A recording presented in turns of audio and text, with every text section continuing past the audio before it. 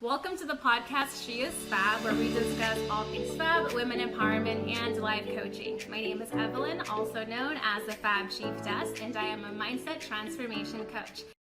Hello, everyone, and welcome to another episode of the She is Fab podcast. I'm Evelyn, your host, mindset transformation coach, and today I have the pleasure of speaking with Charity Majors.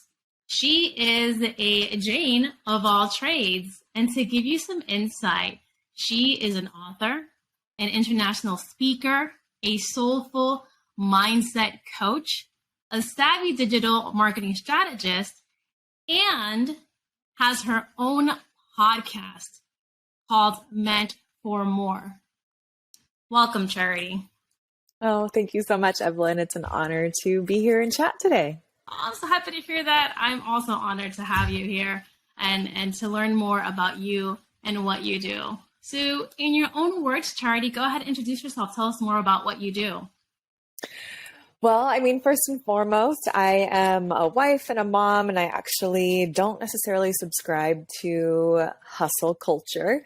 I actually believe that if we are creating things from a space of where our family is not healthy, where the first things that we say should be first aren't first, then that can be a big deal. It's kind of like not buttoning the top button of your t-shirt correctly, where everything else gets out of alignment. So first and foremost, a wife and a mama. And then from there, a writer. I'm actually writing my next book. I'm a podcaster like you, Evelyn, which is so fun to be able to have just epic conversations with epic human beings, especially outside of mom life. I can only sing the ABCs so many times. And then I really love to kind of dive into unlocking people's purpose and really helping them align with a flow in business that really helps keep the first things first. I love that statement where you talked about first things first, the alignment with that, and also not contradicting yourself, right? Because like you stated, we claim to put certain things in the forefront, and that's not always the case. So to hear you speak it, but also walk the walk is so great. Thanks. It wasn't always like that, that's for sure. I know there have been times and seasons in my life where it was like other things took higher priority and my marriage suffered. And, it was like I wasn't as present with my kid and the mom guilt. Well, if I'm not working, then I'm thinking about my kid. And if I'm not, if I'm with my kid, I'm thinking about the next course I'm going to create or the next, blog post that I'm going to write. And so it was an interesting space of really coming to a space of saying, no, you know what? Anything I do, I want it to come from a space of healthy family. And I want it to come from a space of a healthy marriage and a healthy, family life, because then when that is in alignment, like I said, everything else is way easier. Like even the hard days in business or the hard days in online marketing, when family is healthy, everything else is easy. Great. So earlier you were mentioning what's first and foremost in your life.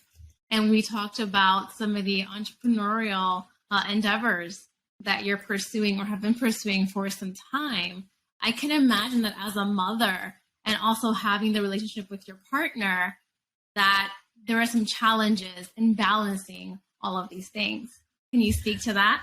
Oh, for sure. I think that balance is this elusive thing.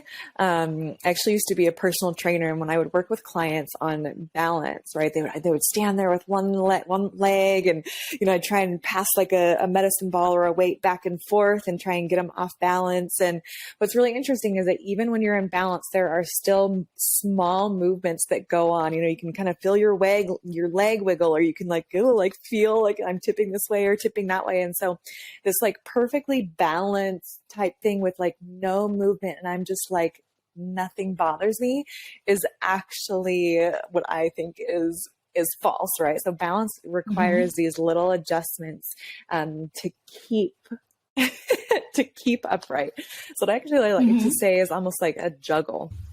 Like if I can take this ball and I can make sure, okay, it's a good toss, like it's taken care of, it's up in the air, then I can pass the next ball to myself and take care of it and pass it up in the air and then, get the next ball and I can, make sure that I'm able to catch the next ball and then toss the other one back up in the air. So I actually like to think of being a mompreneur, of being, in that space, more as a juggle. It's like, okay, kids and family are good and taken care of, grab the business stuff. Okay, great. Like business and stuff is taken care of, like grab the kids and family kind of thing. So I love that, the juggling act. And you know what? I agree with you with regards to the word balance.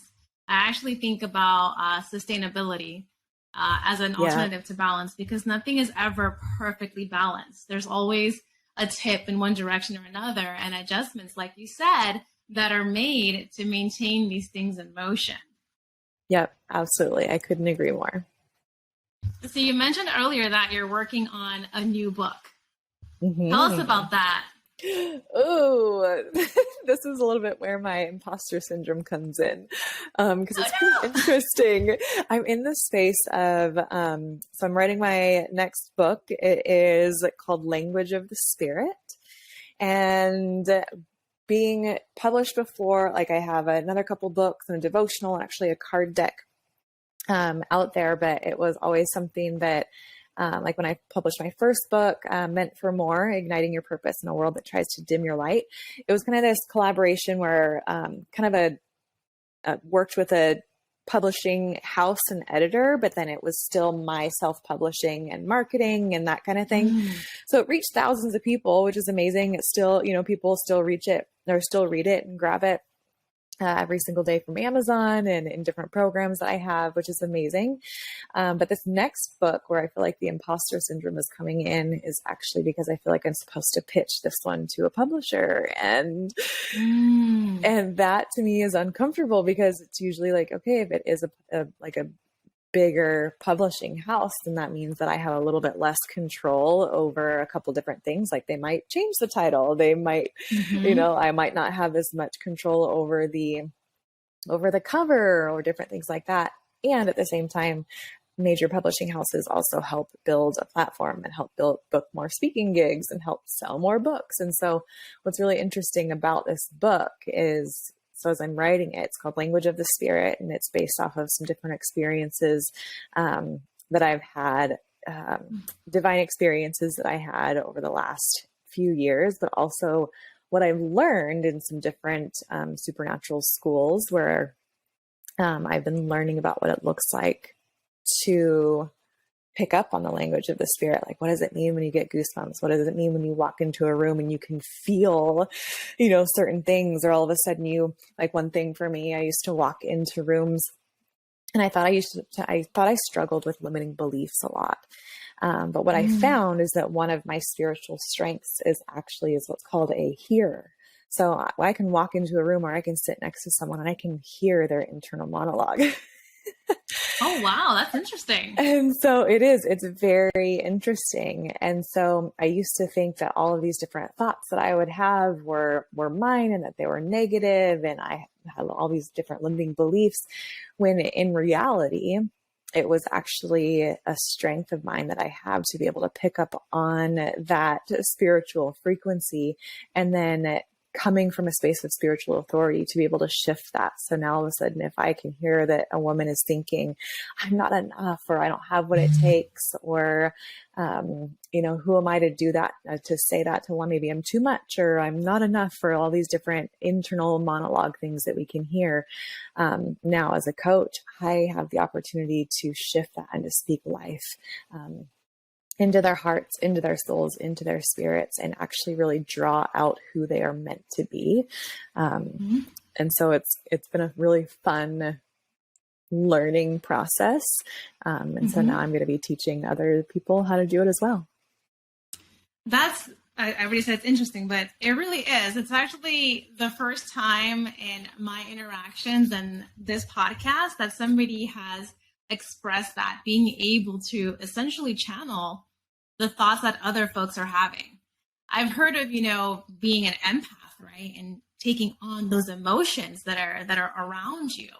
But to get those thoughts, that's entirely different.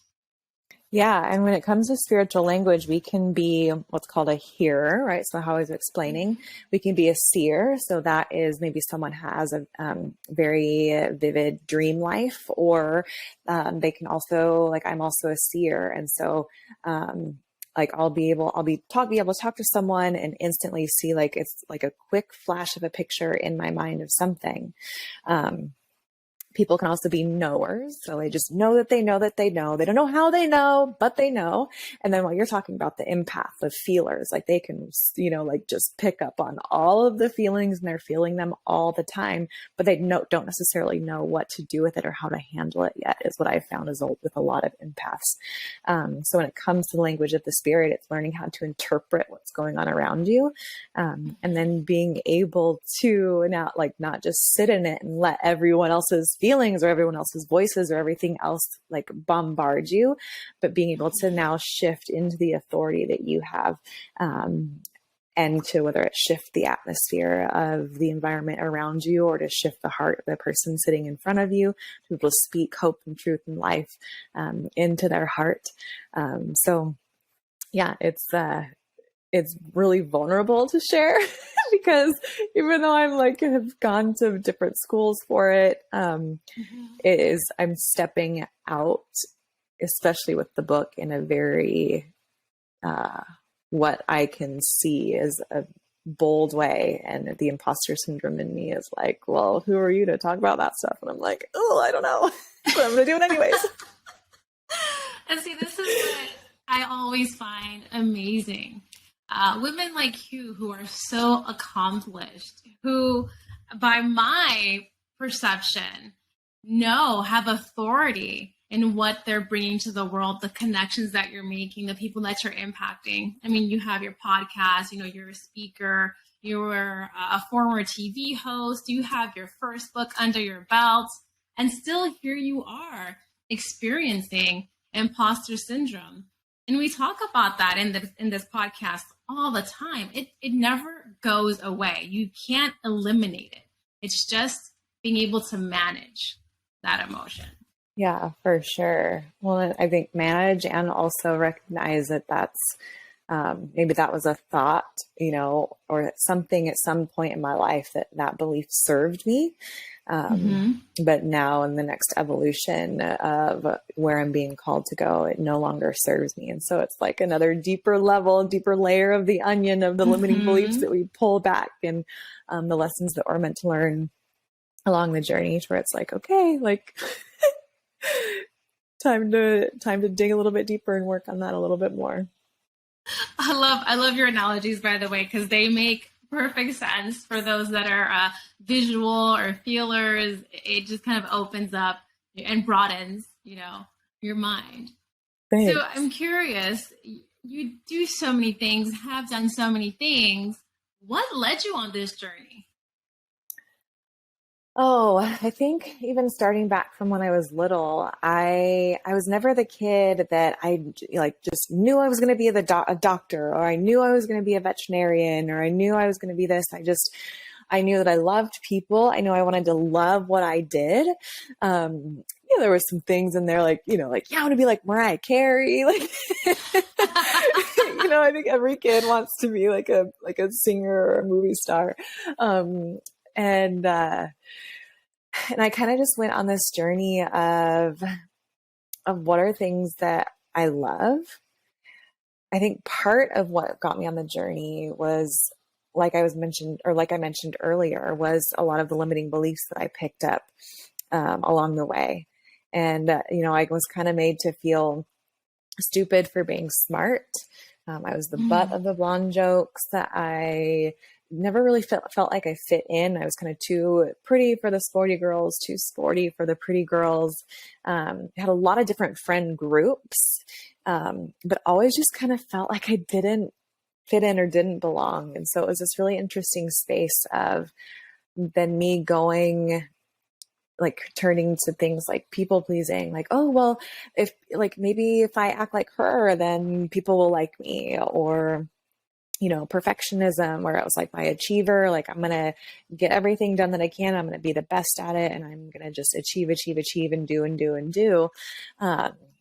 And I kind of, I remember towards the end of college, I hit this space where it was like, I don't even know who I am. Like, I don't know what I like. Almost like that pretty woman. If you've ever seen the movie where she kind of goes through this space, she's like, I don't even know what eggs I like. I don't even know if I like scrambled eggs, or I don't even know if I like eggs over easy or eggs Benedict. Or so she goes on this journey of self-discovery to say, okay, like regardless of what anyone else says, regardless of what anyone else thinks that I should do, or they say I should be this or do that. Like I went through this space of really owning the strengths and the gifts and the unique way that I was made, regardless of what anyone else said. So that was part of the journey, to where really unlocking just the divine design of how I was made and what I was here for was a big piece of that. And then 4 years ago, went through the dark night of the soul, which was really interesting. Kind of before this happened, I'd done a lot of personal development, a lot of spirituality and training and that kind of thing. Kind of worked on a lot of the issues that I was talking about. And then bam, like dark night of the soul. And my husband and I, we actually went through the journey of losing a child. And what was really interesting was in coming from a space where all of this shame, all of this brokenness kind of, it was no longer surface layers that, that were needing to be worked on. It was the deep heart and soul and spiritual layers, where in my brokenness, where I felt like I couldn't keep my baby safe, and I felt like I was broken, like there was something wrong with me. There's a lot of shame around it, especially with the loss of a child. Not very many people talk about it. And it actually has happened really, really frequently. And so what I found in the ugly cry, laying in my bed, not even wanting to like get up and wondering why it happened and why God, like why this, why me, why us, why our family. Because it's a loss of, yes, a baby. It's the loss of also hopes and dreams that go along with that for a family. And in that space of not even or wondering why I was even alive, God met me, and he didn't need to fix me. He didn't need to, make it okay and just whatever. Like he just sat with me. And in that space of brokenness, the Spirit of God infused so much purpose into my spirit and into my life, so that now it's one of my strengths, and it's the big message of Meant for More. I'm such a firm believer that that not one single person on this planet is here by mistake. There are a million pieces and parts that have to come together to be sustained, for life to be sustained. And so you, Evelyn, you are here on purpose for a purpose. I am here on purpose for a purpose. Every single one of these listeners, you guys are here. You are here on purpose for a purpose. You are not a mistake. And so what's really interesting is I think that we can teach what we know. Like there's a lot of information that people can teach, but we can impart what we have experienced into the soul and spiritual level of who I am. Every single ounce of my being has experienced the infusion of purpose. And so when I work with people, it's something that I'm able to infuse into them, and not just talk at them, not just teach them what it looks like, but to actually impart that into them. And so you guys can't see because you're not that close, but that gave me goosebumps on several levels. Okay. First of all, the way that you speak and explain your experience, your emotion, is beautiful and it's powerful. But the fact that you also took us in and shared with us vulnerability, a difficult moment, which you and your partner could have succumbed to. You could have had an entirely different trajectory and path, but you're using that to empower you, to propel you forward, and to impart your message onto others. I mean, it could have gone completely opposite direction. So thank you for sharing that with us, for being vulnerable, because you're right. It's not just about putting things out there. It's about the experience, helping others to understand that experience, to bring them in so that what they're absorbing actually makes sense and actually provides fruit to whatever they're looking to put out there. Yeah, for sure. And I love what you said about fruit. Like that's a huge indicator of whether something is working or whether it's not working. Yes, Is the yes. fruit.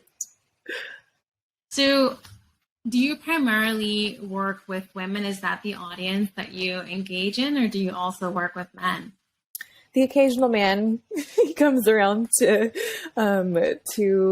work with me, but it's mostly women. What I find, especially even just in the world of motherhood, it's so many times moms have put their hopes and the dreams on the back burner and have just buried them under, under what their kiddos are doing and just driving them around. And I gotta making all the organic food, and I gotta have the chickens, and I gotta live this granola life. And that means that any other dream that I've had on my heart kind of gets put to the back burner. And that's such a common message in the realm of motherhood. And so a lot of times what I end up doing, especially with moms, is not only helping them kind of remember the dreams that were on their heart, but also to really connect that alongside and in alignment with motherhood and honoring healthy family, but also really giving them permission to go for it as well. Because I think that we can, and I'm not sure if you have any kids or not, but I think that we can be a mom and, I'm not interested in only just having a successful career or only having, a beautiful family and healthy relationships. I want both. Yes. And I think that we can have both. It also has to be very, very intentional.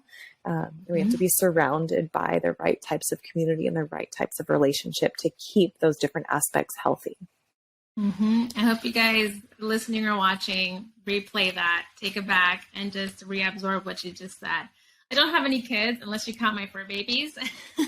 I do have lots of nieces and nephews, and I've cared for some from infant stages.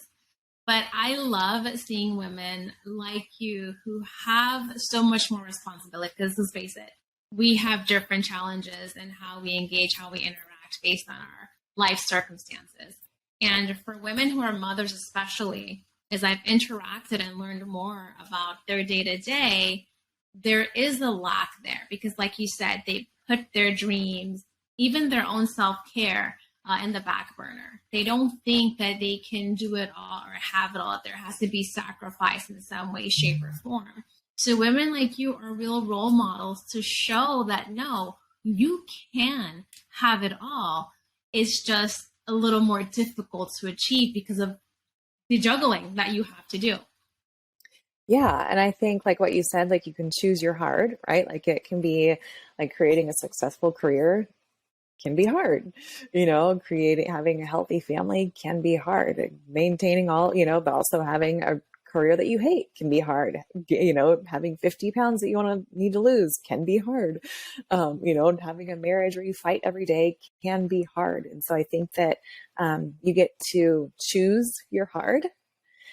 And when it's based off of the outcome of a life that you really want to live, that's what, that's where the difference can be, because we can either choose, even not deciding is a choice.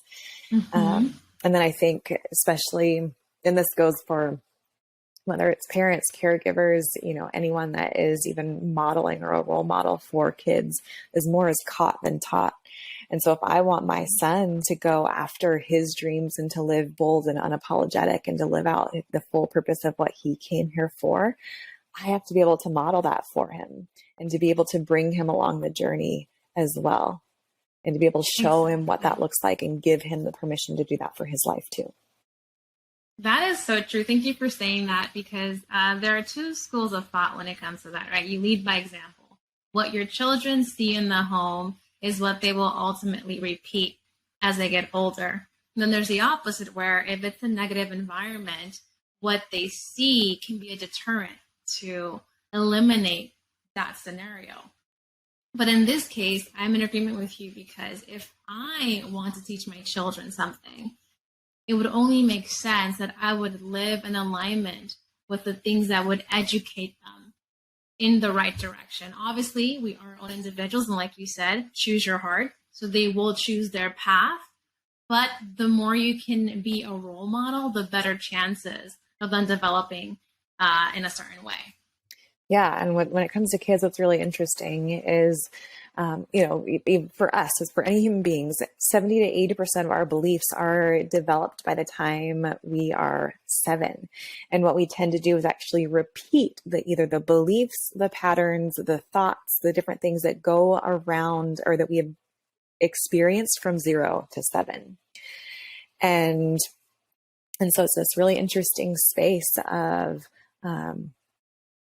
honoring the season of life, where for me, my son is 5. And so really wanting to come from a space of being a primary role model in his life, when it comes to positivity, when it comes to beliefs, when it comes to honoring and treating, other people, when it comes to honoring himself, when it comes to, even the way that my husband and I, when we talk to each other, we're not perfect by any means. We actually just got in an argument over road rage yesterday. But even in argument, my son gets to see that it's okay to, have heated conversations, and just that we still love each other, and that we still get to come back towards healthy communication, and back towards another chance, and back towards choosing again and honoring and loving each other again. So Charity, we've talked and given some insight into the various areas, what you speak on, what you do, the book you wrote, the book you're gearing towards finishing up. How do you help the folks that you work with? What programs, methodologies do you have in place? I'm actually going into a season where, just going back to what you were saying about how I help people, it's very seasonal. It's because honoring where either I am at in capacity wise, as well as where I'm going. So I'm actually going into a season where I'm not necessarily working very intimately for very long with people. It's kind of a come in for, a quick 30, 60, 90 days, and then like kick you out of the nest, instead of like a year-long program. But a lot of what I'm focusing in on right now is live events. So it's pretty interesting, during 2020, everyone like zigged and went online, and I had actually spent multiple years building, a really beautiful online business with multiple programs. And I kind of zagged, and I went in person, and I started hosting and facilitating transformational retreats and business and branding retreats. And I've been hosting a lot more live events. And it's because I think that nothing can replace the magic that happens in the room. Yes, there are incredible things that we can do, like behind a screen, and but nothing can replace the magic that happens being heart to heart, soul to soul, belly to belly, being immersed in an environment and an atmosphere that really allows for transformation and change. So a big focus for me currently are the in-person things, are the transformational retreats, while I then write my book to be able to create further programs that come from that, regarding teaching people how to be able to learn and interpret the language of the spirit. And what does that look like, right? Like what you got earlier, you got goosebumps. It's like, oh, what does that mean? And is it on the right side or is it on the left side? And what does that mean? And just practicing little things. So I'll give you an example. There was one gal I was working with recently, and before I saw her, I was going into a Zoom room with a few other people that I was working with. And before going into the Zoom room, I got this beautiful scent, this beautiful smell. And it kind of smelled like, almost like honeysuckle, like honey dust, sweet, floral, powdery type. And it was incredible. And I kind of just kept that in my back pocket and just, okay, like that, I'm aware of this. So got into the Zoom room with a few other people that I was working with. And as soon as I saw this one woman's screen, her little Zoom screen, and that smell instantly came back. And so it was really, I was like, ooh, okay, I know that this is for her. So I asked her if any of those scents meant anything to her. And she said, yes, for a few of them, but what really meant really stood out to her was the roses or the floral scent. She said she loves them. She always buys herself roses. She loves to wear clothing with roses on it. And as she was sharing, I then in my mind's eye got this picture of a hand reaching towards a rose and being pricked by the thorn and moving away quickly. And so I shared that with her, and I said, I feel like there are times in your life where maybe people have come in close and have left really quick, and you didn't know. You thought that maybe you were the one that hurt them. You thought that maybe there was something wrong with you, that you were rejected. She kind of started crying. And I said, actually, what God wants you to know is that those times, just like a rose, the reason that it has a thorn on it is actually for its protection. And that those times where people have come in close and moved away quickly, it was actually for your protection. And she started crying, and she said that she really needed to hear that. And we were able to kind of go back into a little bit of her timeline and just kind of heal some of those wounds. Of how that belief had shown up in her life, and just really see that those places were there for her protection. It was a really, really healing session for her. So yeah, there's a few different ways that mostly people can kind of wait for my book, but just come hang out with me on Instagram, the Meant for More podcast. And, I've got some other online little programs, but I would rather just connect with you guys on Instagram. Charity, I love what you were saying about the fact that you're working with people in seasons. I'm actually seeing that happen more and more, where coaches or people who are just working with others in general in some way, shape, or form are making it in a way where it's not your usual timing, where it's more about alignment, whether it's with the season, whether it's with the moon, whether it's with a women's cycle, so many different aspects. So I'm always interested to hear when folks are doing that realignment, so to speak, where they're changing how they're conducting themselves and what they're putting out there based on seasonal change. Yeah, I love this because it really, like nature, right? We have 4 seasons. And I think in today's hustle culture, it's always just like Monday through Friday, grind it out, 8 to 5, 9 to 5. And, you get the weekend, and then it just kind of repeats on this hustle culture cycle. And then what's really interesting being an entrepreneur is that, everyone gets access to us through our phones. And so the boundaries of work and life can get very blurred. And when it comes to just us we're meant to be human beings, not human doings. And we're not meant to constantly be striving and producing and always like go, do. Achieve. We're meant to live, through seasons. We're just like winter, spring, summer, fall, like spring. There are times where it's, yes, absolutely, growth is the focus. Then there are times where it's fall, like certain things in our life need to fall away, and we have to be able to reevaluate that. Winter, where it's like, maybe it is more of an inward facing season where I'm not as focused on production. I'm more focused internally on really making sure that even that internally I'm really, really strong, and I'm rich, and I'm deep, no matter what's going on in my external circumstances, no matter it doesn't look like there's life going on the outside. Or, summer, it's, it's fun, it's alive, it's heated, there's growth, there's playfulness. And so I think that if more of the world would take on a seasonal approach, versus just a constant production, I think that would make a huge difference, not only in just their health, right? So many people, they're stressing their bodies out, just from the constant hustle culture. They're not being able to honor their body from the hustle culture. They're not meant to be under that much stress constantly and at all times. And so I think that if more of the world could work and have a view seasonally, I think that would actually make a big, huge difference. That's great advice, especially for the entrepreneurs out there, because when it's a one man or one woman show, there's a lot more responsibility, a lot more accountability, and you feel like you have to your point, Charity, hustle, hustle, hustle. But then when do you decompress? When do you take time for yourself?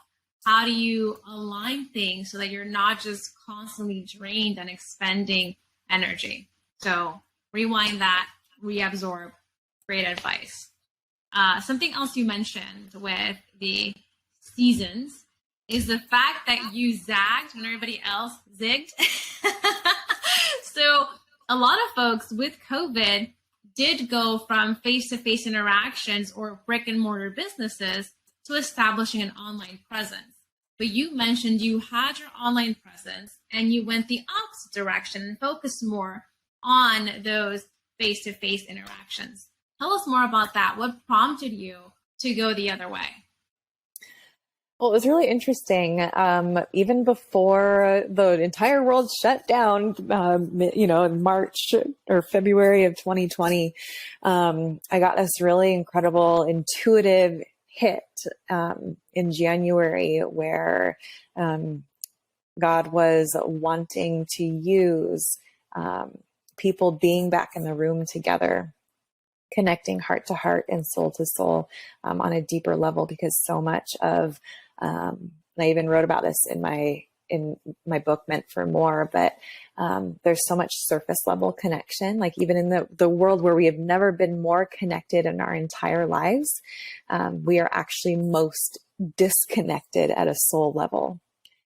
And so what is really interesting is nothing can replace that heart to heart, soul to soul human connection when we're in the room together. No behind a screen, no like on Facebook, no big, huge friends list can ever replace that. And so I think what has happened on a social level, on a screen level, is that we actually get these dopamine hits, but it is actually just like these quick burning, kindling for the flame or for the fire of authentic connection. And so when we actually want deep, authentic connection, it happens together. And so understanding that deep, authentic connection was on the horizon, even though the world kind of shut down, I was able to bring some people together and really create that in a space where, even though, yes, we were absolutely connected, but with a lot of different people online and everyone's in the Zoom rooms and doing all this different stuff, it was a fake surface connection, and people really wanted just that deeper level of connection, and they were craving it. And so they came into the room. So it was pretty amazing. We're back. So Charity, is there anything that you want to share with the audience, anything you're being called to put out there? I think the biggest thing is alignment.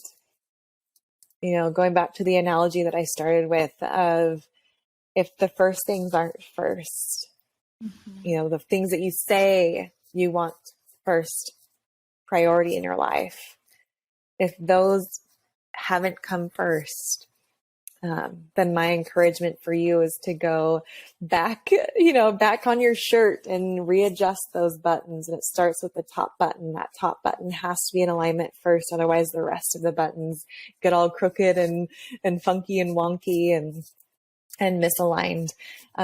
So if you really want to be in alignment, make sure that it's not just lip service when you say that you want to keep priority and you want to keep first things first. Make sure that it actually is. And from there, everything else gets easier.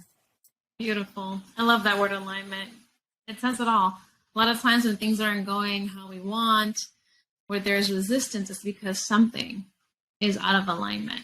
So that is a key piece of advice for our audience. Thank you for that. Now, we are going to post all the information on how to get in touch with and learn more about Charity. So, Charity, if you can share with us how folks can get in touch with you. Just come hang out with me on Instagram. It's at Charity Majors. You'll see lots of different stuff, cute pictures of my baby, and all the fun little adventures that my husband and our family take. We remodeled a camper, as well as other things about the podcast and programs. But if anything, just come connect with me on Instagram. Send me a message, say hi. Let me know what your favorite nugget was from this episode. I just love genuine connection with people. So come say hi. Yay! Thank you so much for that. As I mentioned, we're going to put all her details for how to get in touch. Make sure you go check her out. Her IG is beautiful, by the way. She has so much content on there, not just about her business, but as she said, family, which is important to her and should be important to a lot of people, actually. Charity, thank you so much for joining me today, for spending time telling us about you, what you do, and imparting some nuggets of wisdom. Oh, you're welcome. And Evelyn, thank you so much for your time and just for the chance to share with your audience. You are just such a light. And I have to say this. So the color purple behind you is your beautiful purple background. And even like the logo, the Fab Chief S, like purple, like that is a sign of royalty. So you are just everything about you and around you is just a queen, and you are just such a gift. So thank you for being a space and a place that invites other women to straighten their crowns too and to live full out. Oh my gosh, I'm so honored. Talk about the ego boost. Thank you, Charity. Guys, again, if anything in this episode has resonated with you, has brought in some alignment or even some notice of lack, please reach out. Charity's available on IG. We're going to post the rest of her information, her website. She has various programs that she offers. There is a podcast. Hello, she's a podcaster. You can listen and learn more. And she has a book that is published with another one on the way. So make sure you keep on track. All right, everyone. So like I always say, preparation, accountability, execution, and resolve are keys to your success. Until next time.